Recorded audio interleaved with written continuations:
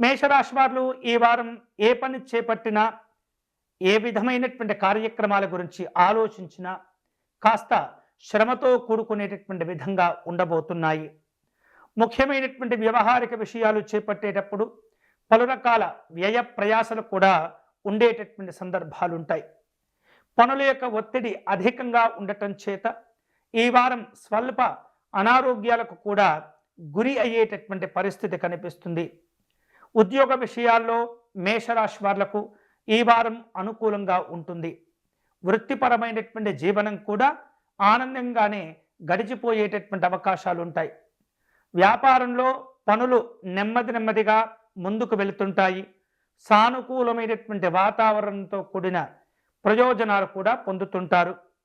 అనుకోకుండా కొన్ని ప్రయాణాలు చేసే అవకాశాలుంటాయి.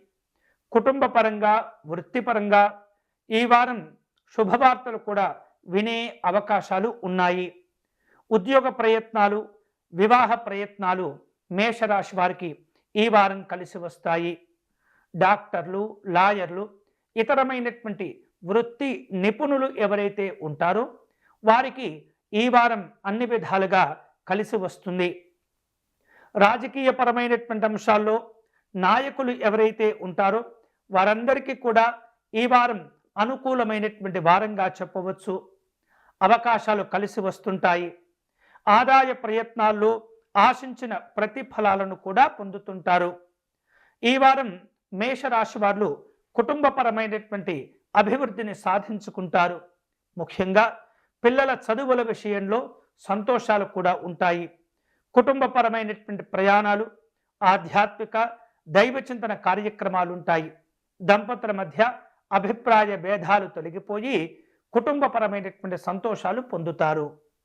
ఈ వారం మేషరాశి వారు మరిన్ని శుభ ఫలితాలు పొందేందుకై ఒత్తిడి, చికాకుల నుండి బయటపడేందుకు సూర్యనారాయణ స్వామి వారిని పూజించటం మంచిది. ఆదిత్య హృదయ స్తోత్ర పారాయణం చేయటం, వీలైతే తమ ఇళ్లలో పెంచుకునేటటువంటి చిన్న పూల మొక్కలు, చెట్లు ఏవైతే ఉంటాయో వాటికి ప్రతిరోజు కూడా సూర్యనారాయణ స్వామికి నమస్కారం చేసుకొని నీరును పోయటం, తులసి స్తోత్రమును పారాయణం చేయటం మంచిది.